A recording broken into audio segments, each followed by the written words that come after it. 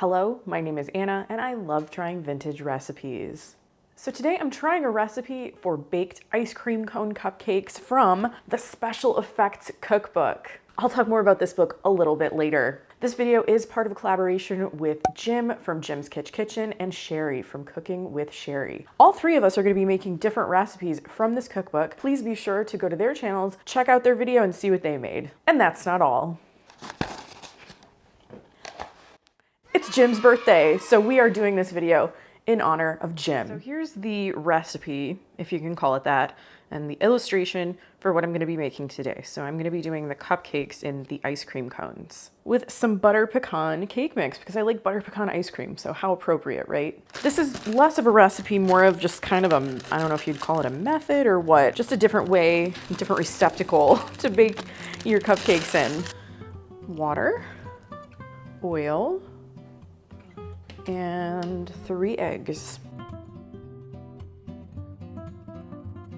If you don't want to use cake mix here, you don't have to. You can just make your own cake from scratch and just mix this according to package directions.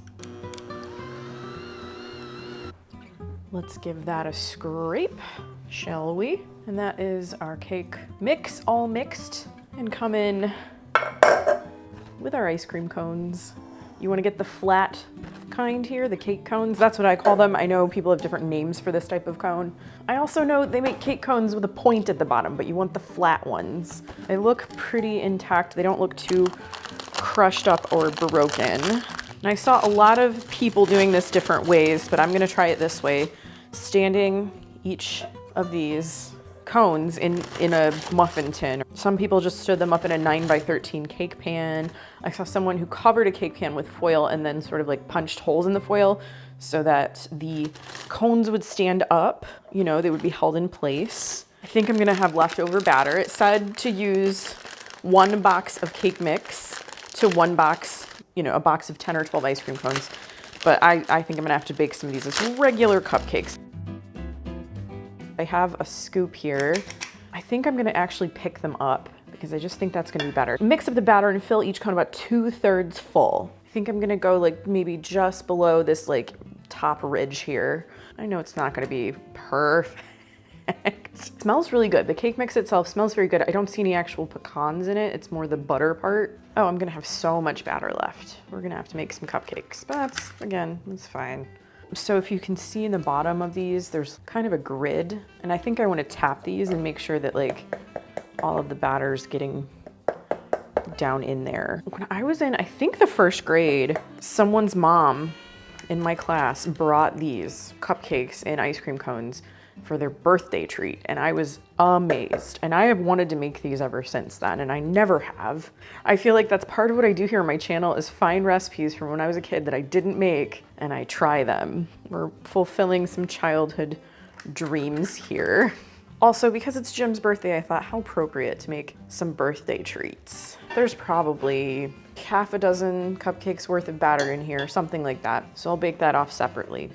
But there are my little cones. The book says to bake these for 20 minutes. I'm gonna start with 20 and then test them and see, just in case, you know, it's cake mixes vary a little bit.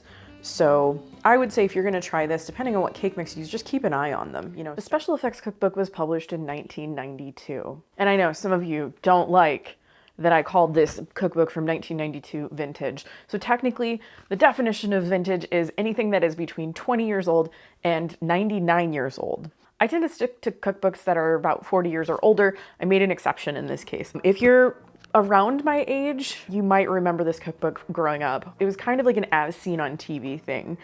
And I'll go ahead and link the commercial for this cookbook down below. It wasn't like a full-on like 30-minute infomercial. It was more like just like a regular commercial. You know, there are always those commercials for things that were like as seen on TV products where it was like call an 800 number and order it and pay shipping and handling. And this was one of those things. I did have this cookbook growing up. My parents got it for me for Christmas, I think. I don't know what happened to that copy, unfortunately, but I did pick up another copy a couple of years ago at a book sale. Lucky me. So you might remember back a few months, I actually got to meet my friend Jim in person, and we started talking about this cookbook and, you know, reminiscing about it. And that's kind of where this whole collaboration started is, you know, do you remember this kooky cookbook? And you can see like this family on the front, like they look absolutely amazed. This cookbook, it's for kids, okay? I remember as a kid, I was, you know, maybe not completely amazed by some of these special effects, but they were at least fun and interesting.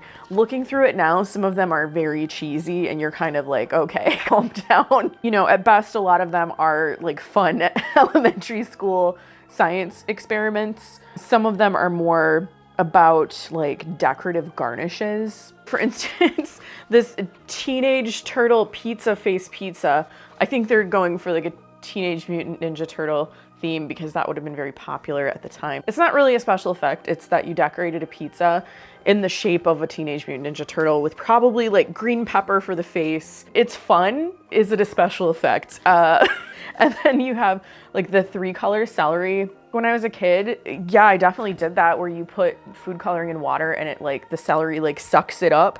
I don't know that you actually like eat the celery afterwards. You know, I don't like celery, so I probably didn't. 4-legged roast turkey or chicken. You buy extra legs and then you like attach them to the bird. Fun, yeah. Insect in amber gelatin molds. Do you remember what movie that came from? I mean, I'm not trying to be mean or anything. These are kind of like, now looking back at them, when I was a kid, like I was like, yes, I need this in my life. And now some of them are, I mean, you have to admit they're a little bit funny. Edible fruit flower basket.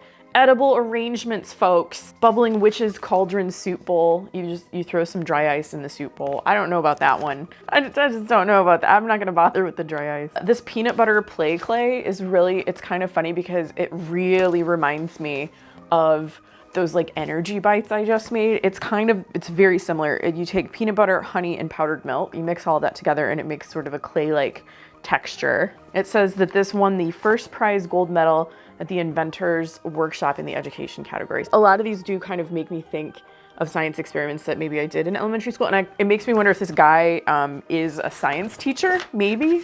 Are you a science teacher, sir? And this one always made me laugh. 3-foot worm cheese sandwich.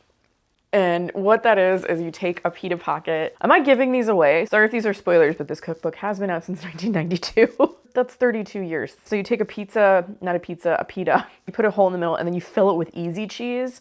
And that way when you push down, the cheese comes out in the shape of a worm.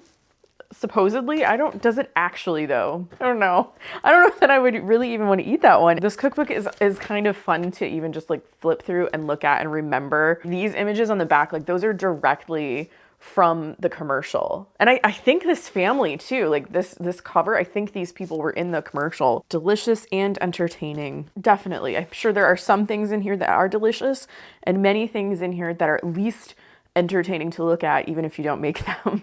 I did overfill these, unfortunately, but you know what? I kind of don't care. They don't look perfect on top, but that's what icing is for, right? I just have some white icing in a piping bag here. I don't know what tip this is. Sorry, it's the big one. I bought like a Wilton cupcake decorating kit years ago, so it's this big one. Let's see here.